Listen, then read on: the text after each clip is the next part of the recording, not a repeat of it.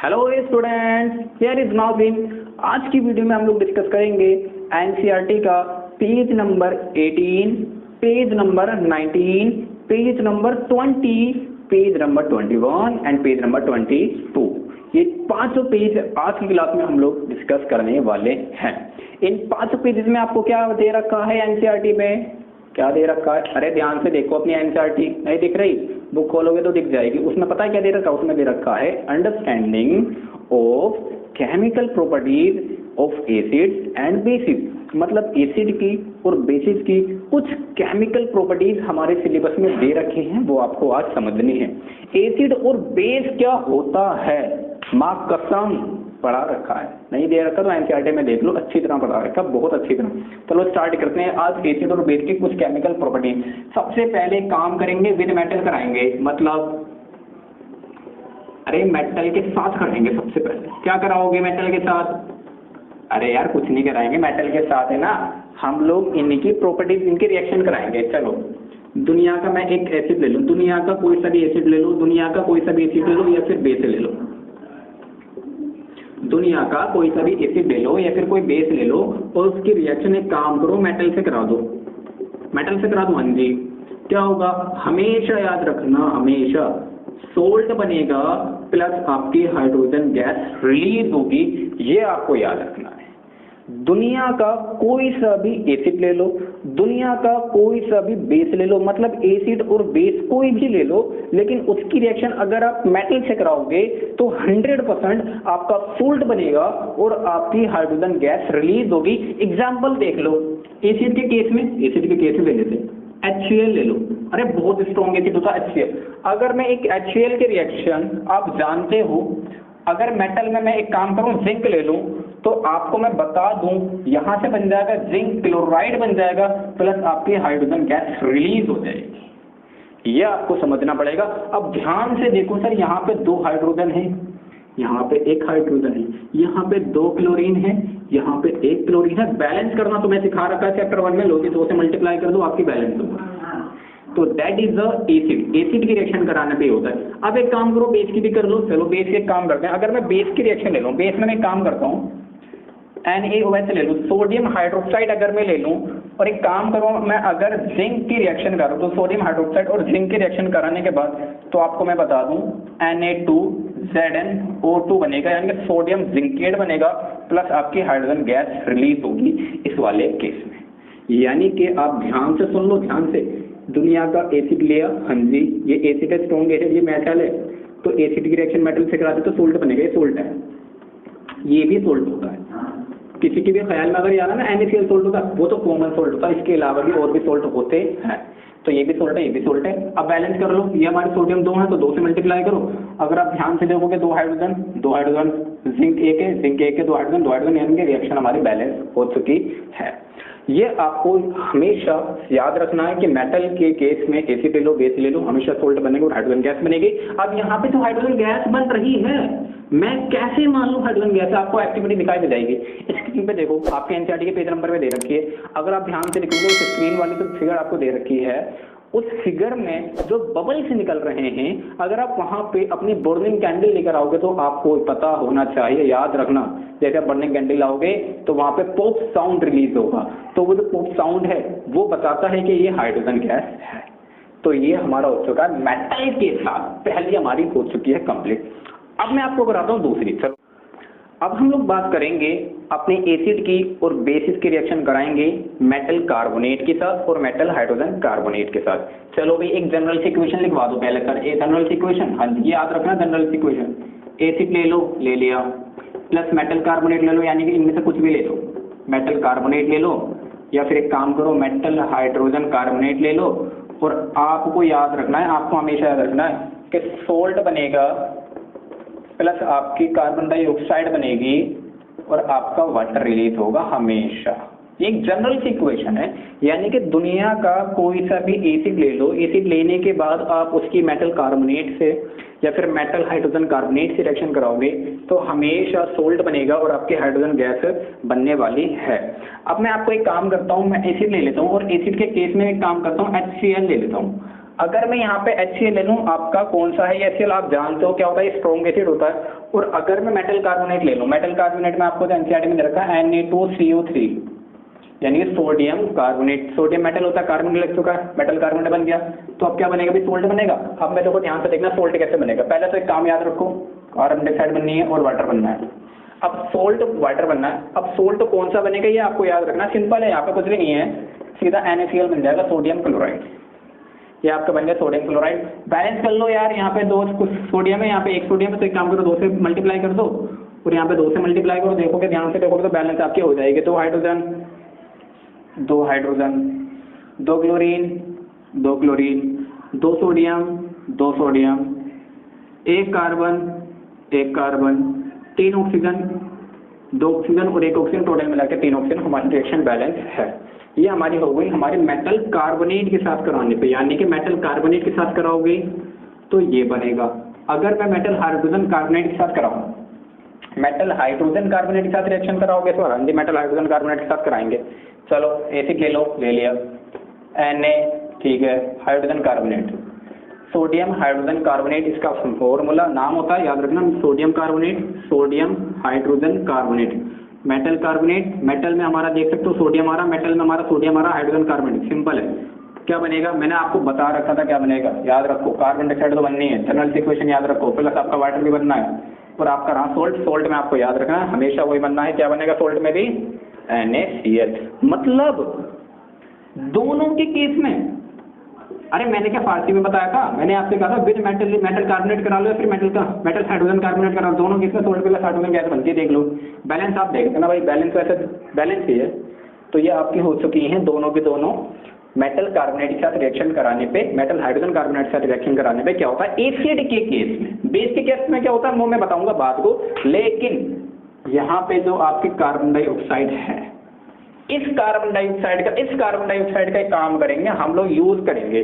अब वो क्या यूज करेंगे, इसको हम टेस्ट करेंगे आखिर ये है या नहीं, इसको टेस्ट करेंगे कैसे, तो कैल्शियम हाइड्रोक्साइड ले लो, ये कैल्शियम हाइड्रोक्साइड का फॉर्मूला होता है, और अगर मैं इसको कार्बन डाइऑक्साइड से रिएक्ट करा दूं तो ये याद रखो आप, ये बना देगा आपका कैल्शियम कार्बोनेट बना देगा, प्लस आपका बना देगा वाटर बना देगा, और जो कि ये वाटर है ना ये आपका lime water turns, lime water turns milky, ये आपको याद रखना है, ठीक है भाई, ये आपको छोटी छोटी बातें याद रखनी पड़ेंगी, बोलना नहीं है। तो कैल्शियम हाइड्रोक्साइड की रिएक्शन आप कार्बन डाइऑक्साइड से कराओगे तो कैल्शियम कार्बोनेट बनेगा और आपका H2O बनेगा। अभी तो कैल्शियम कार्बोनेट है, पता है क्या है, व्हाइट प्रेसिपिटेट। अरे हाँ, क्या हाँ, मैंने तो कुछ बताया नहीं, अरे ये आपने बताया था, क्या बताया था मैंने, फर्स्ट चैप्टर में बताया था प्रेसिपिटेट का मतलब, प्रेसिपिटेट बोलते हैं जो इनसोल्यूबल होते हैं, मतलब दैट इज द इनसोल्यूबल, ये इनसोल्यूबल है, याद रखोगे। और अगर हम जो बची हुई है, जो बची हुई कार्बन डाइऑक्साइड, अगर हम उसका भी यूज कर लें, इसके अंदर करा दें तो कैल्शियम कार्बोनेट बना है, और जो आपका H2O बना, इसी के अंदर जो बची हुई कार्बन डाइऑक्साइड है उसकी भी इससे करा दें, वो करा के देख लो, कैल्शियम कार्बोनेट ले लो, ले लिया, वाटर ले लो, ले लिया, जो बची हुई है उसे उठा लो, उठा ली। अब क्या बनाओगे, अब बनेगा आपका calcium hydrogen carbonate, calcium hydrogen carbonate बन जाएगा।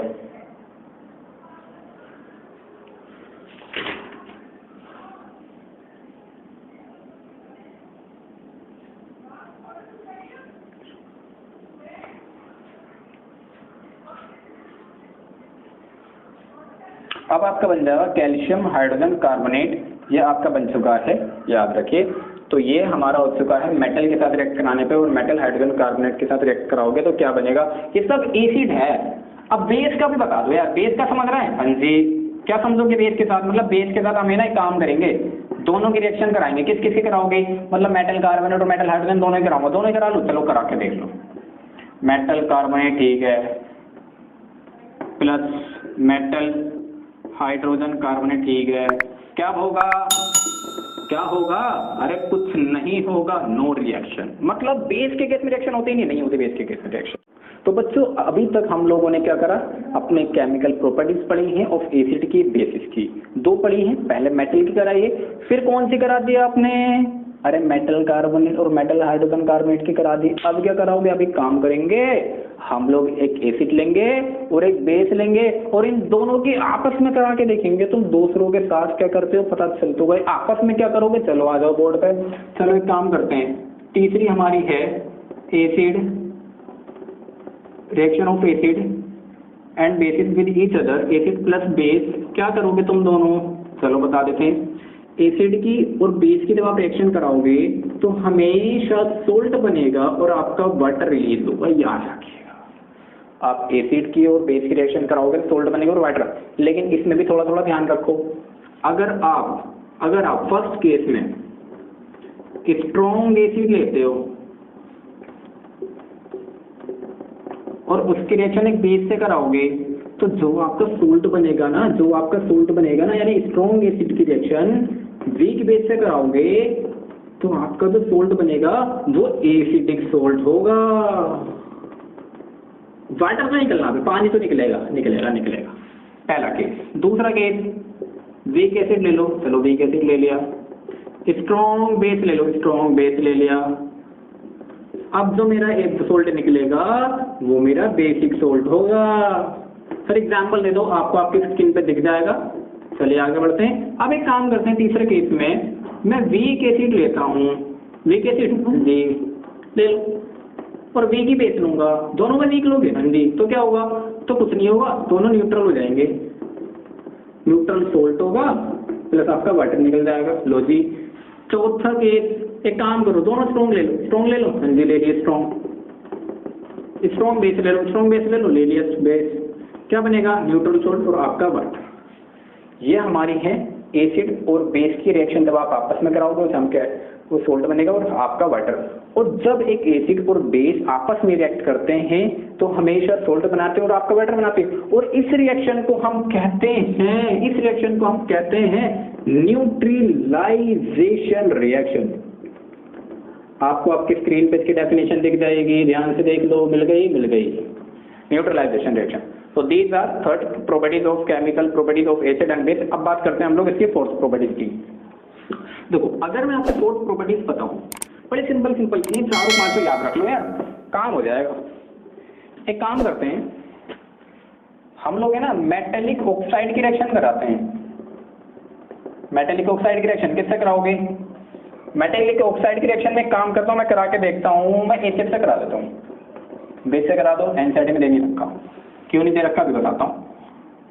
फोर्थ ए, क्योंकि जो मेटेलिक ऑक्साइड होते हैं आर बेसिक इन नेचर, ये नेचर में बेसिक होते हैं। और बेसिक की रिएक्शन आप एसिड से कराओगे तो 100% तुम्हें पता है सोल्ट बनेगा प्लस आपका वाटर बनेगा। यार अभी देखा न्यूट्रलाइजेशन रिएक्शन में, तो यहाँ पर भी सेम होता है। अब आपका मेटेलिक ऑक्साइड कौन सा हो सकता है? एग्जाम्पल ले लो, कैल्शियम ऑक्साइड मेटेलिक ऑक्साइड है, आपका जिंक ऑक्साइड मेटेलिक ऑक्साइड है। इसके रिएक्शन करा दो एसिड से, कौन सा ले लो? मैंने लेता हूँ HCl।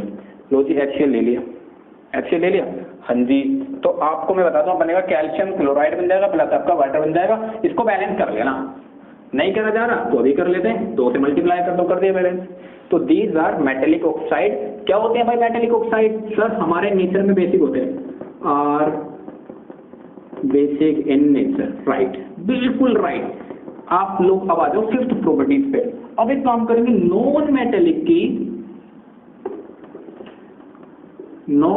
की रिएक्शन कराएंगे। अब सही करके लिख लेते हैं, non metallic plus non metallic की करा दो बेस से कराओगे। एसिड से क्यों नहीं कराओगे? क्योंकि जो नॉन मेटेलिक होते हैं ना, वो इस बार हमें पता है मत बताओ क्या होते हैं? एसिडिक होते होंगे नेचर में। राइट, तुम्हें तो सब पता है। तो नॉन मेटेलिक होते हैं वो एसिडिक होते हैं। अब ये जो एसिडिक हैं और जो बेसिक हैं, तो आप जानते हो क्या बनाएंगे सर? सोल्ट बनाएंगे प्लस आपका वाटर बनाएंगे। राइट है। और अगर मैं इसमें एग्जांपल दूं तो आप इसमें कैल्शियम कार्बन डाइऑक्साइड ले सकते हो, प्लस का आपका बेस ले सकते हो हम लोग, कैल्शियम हाइड्रोक्साइड ले लो और आपका बन जाएगा यहाँ पे कैल्शियम कार्बोनेट बन जाएगा प्लस आपका वाटर रिलीज हो जाएगा। तो these are chemical properties of acids and bases. ये 5 प्रॉपर्टीज आपको याद रखनी है। एनसीईआरटी के 5 पेज हम लोग क्लियर कर चुके हैं, 18, 19, 20, 21, 22।